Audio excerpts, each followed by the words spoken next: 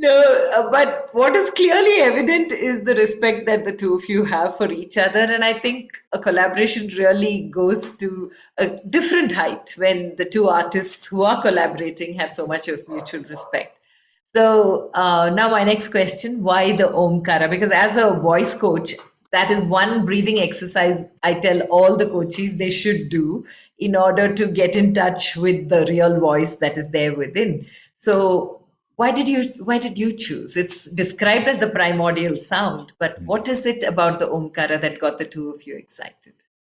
Okay, first I'll go Kush. Yeah, you So, have to. That's only your. Yeah. so it so happened recently that I had gone to Indore and with the whole family, and typically, the last winter vacation, just before the holidays get over. So we went to Indore, and there we had a chance to even go to the Omkareshwar temple. And it was very surprising when I went to Omkareshwar. There are certain vibes which I felt, and I didn't understand how and when. By the time I was coming out of it, out of the temple after the temple visit and all that, my mind was just going Omkar, Omkar, and it's not even that in the temple you have got constant Omkara going. It's not like that. And that too, I come from Benares. Like when I go to any temple and I tell that priest that I'm from Benares, that the priest does namaskar to me first, because they believe that anybody from Benares has got so much of spiritualism upon them. Not so true with myself, that I'm not a very spiritual person. I believe in only one thing, that to be nice and kind to everybody. That's all. So for me, that whole concept of Omkara sounded resounding when I was traveling back. By the time I came to Bangalore, my brain was like, something has to be done with the Omkara. And then, Omkara, okay, what to do. Then this whole idea of taking the drum and bass, because I could make a fantastic 45-minute chant of Omkara recording, and I can enjoy it in my solitude. But if I am going to be playing it for somebody, if let us say a youngster who is listening to every other form of music, suddenly comes in, oh, it sounds great. He'll think, some meditation session is going on. Thank you, Uncle Anta. He will go away. But how to make somebody chant along with you? That was the whole challenge. I don't want to make a sound in exclusion, like, oh, it's a beautiful product, kept so high up in the shelf that nobody will reach for it. I wanted it to be just picked up by even a child who doesn't know much of it. Omkara. So that's that idea of the Omkara chant. How to make it very simple and easy. Anybody should chant along with it. That was the philosophy. And pretty much that's what we have been able to, the way Khussh has also made the sound so beautiful. Whenever I'm listening to it, I'm getting the feeling of that vibe, which is what a good sound engineer understands, the vibe of the song. Because understanding the vibe is way beyond any technicality. It's not technicality. Technically, everything can be perfect. All the meters can be looking beautiful. But the vibe of the song, what is the vibe? That I think he understood it so beautifully. I sent it to him in the night when some rough idea I had, and he immediately got, sir, badhiya hai, isko karenge, let's do it. That's it. No other discussion, and we just got into it completely. So, Kush, anything to add to what Prakash just said? Yeah, just from a perspective of Om, like I feel that in our region, like right from the start, we've been practicing the art of not worshipping, but respecting tattvas. So all the tattvas, if you see in our region, have a resonance. Even the stones, the trees, the husks of trees, the sea, everything.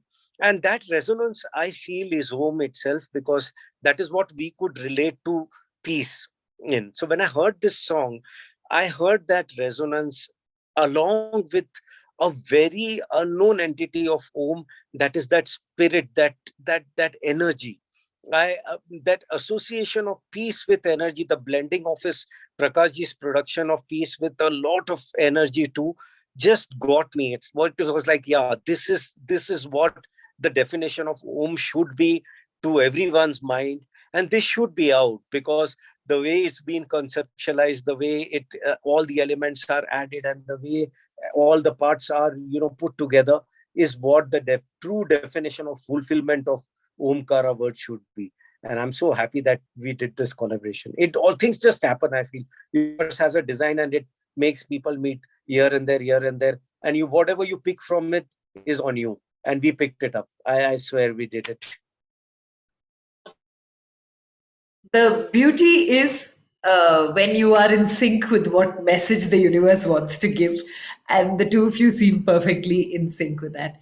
Any moments, Prakash ji or Kush, or I would maybe both of you, where while doing this production and bringing it out, you felt certain moments which were absolutely wow and aha?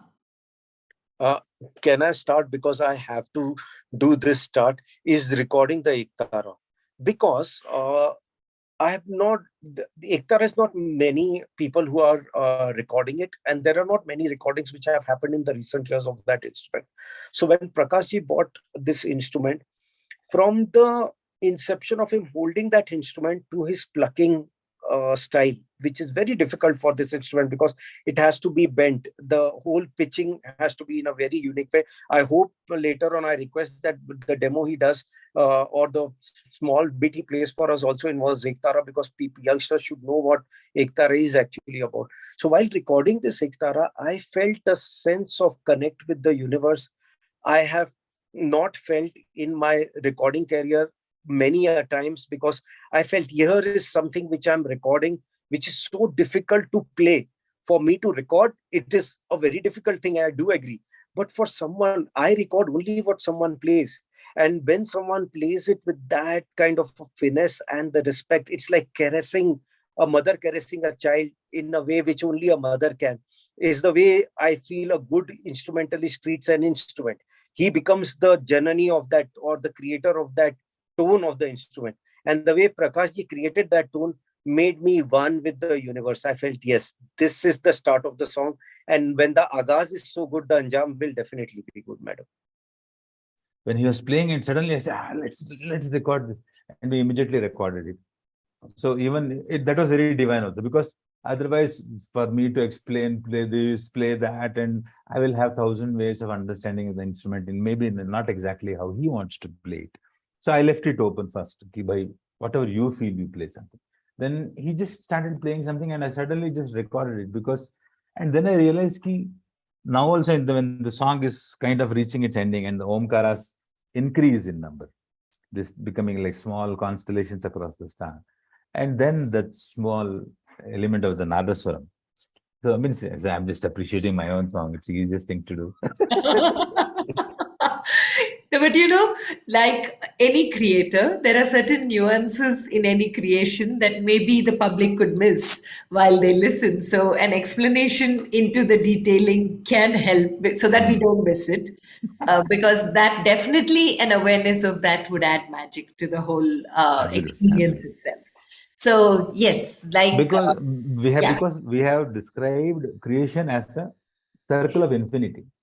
Okay. There is never a beginning, there is never an ending. It's just different stages of evolution. So the Nadaswaram coming in the ending is like the mark of the beginning of something else. It's something more beautiful, maybe. It's left for our imagination. So that slightly unconventional way of using the Nadaswaram, because usually otherwise in any film you go, it's everybody thinks it's a beginning. But here, suddenly, when Omkaras are increasing and going wide, suddenly there is this whole Nadaswaram coming out. So and I think it's really a lucky thing, because when the Nadaswaram guy came to play, I had exactly no 100% idea as to what I want him to play. When I made him hear and he was just thinking and trying to figure out, that's when I got something magical. And that happens in every recording I've noticed over the years, that when you are least prepared, the most beautiful thing happens. Yes. The only thing is a smart recordist will keep the record button on. Because then it suddenly, oh, that was nice, and play it again. And you never know whether it will be played again in the same way. So that the beauty for us to breathe in, that's why I say the collaborations are so beautiful, because I always believe that everybody being born in a different way, different circumstances, the childhood, influences, what makes you who you are, is such a unique print of your own identity, that when I went a collaboration, I always do not want the musician to say, yes, sir, okay, sir, yes, sir, everything is fine. No, I would want that musician to just maybe break it and say, sorry, this is not sounding good. I'll play something else altogether. I appreciate that because that is when the collaboration is coming to its genuine fullness. No, it's not about just, okay, everybody has come and they're just assigned their role, do this much and go. It's not like I would always believe in the collaborations to be okay. So when he played something and then I realized, oh, it's sounding so beautiful. And then I kind of understood that, oh, it's so interesting that it has come only in the ending exactly. That whole thing of universe and then the birth of life. So, will this be a video as well that is accompanying the sound, or it's going to be just sound that we can hear? The Yes, music alone. there is going to be a video. There is. There is going to be a video, very nicely conceived video, mostly concentrating on the artists themselves, and then adding a few elements which we have shot, mostly giving a cosmic and a very ethereal feel to the whole thing is what our concept of the video will be. There will be a video. Okay, okay. So, and this choice of choosing 26th for the launch, is there any reason behind it? Because this is 26th is seen as India's Republic Day. So normally what is released around in and around is something related to patriotism or India. So this is the bigger meaning of India that you chose. What is the reason behind the launch on 26th? So from my perspective and from our perspective rather, I feel the Constitution of India was made on the 26th. That means India identified itself as a nation per se on the 26th, more than the independence. And Om is what India has identified the world with, like what identity of resonance or an identity of sound given to the world is Om. So these two things corroborate very well, I feel, and 26th is the right time to expose India's true side, the side of literature, the side of resonance, and putting the message of peace and harmony throughout the world. I think this is the right day to do that. Yeah, so Rashmi, also actually in the lyrics there is this part where it says Rang Birangi Duniya Mein Kho Gaya Har Koi. It's natural because today everybody is either you are in the job, you have got a work focus, your days charted into hours, minutes, seconds, and stuff like that. So in this whole दुनिया रंग बिरंगी दुनिया में खो गया हर कोई अपने भीतर झांकने की फुर्सत ही नहीं. It basically says look inward. The whole idea of the Om was that only, no? To look inward.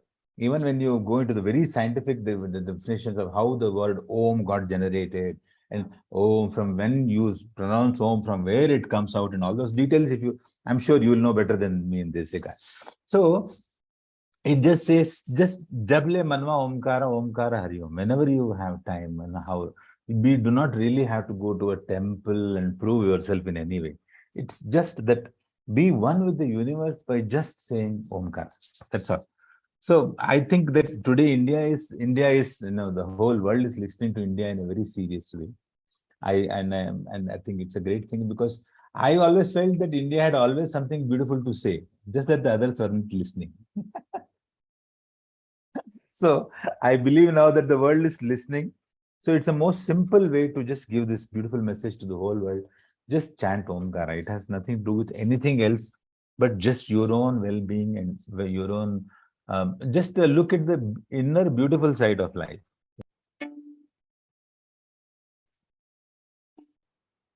Yeah. So this is the Ektara pretty much. You can see just one single string. Yeah. Which is again tied at the bottom to this small little leather section. Okay. And for that, it allows a stretch. And these two particular small, if you bend them, so I'll just switch off the thumbprint. So yeah. So there's a unique way to bend it. I'm sure that you'll have heard this in thousands of songs in the past where, Mirabai, whenever you have Mirabai, you have seen Mirabai only with this. So the fact is, everybody thinks it is like, no, that rhythm is generated. When you listen to Omkara also in the beginning, Khussh has recorded it sounds so beautifully. I told him that I think after 80s, almost after a gap of 40 years, I have heard the Ektara sound like that again. That is courtesy.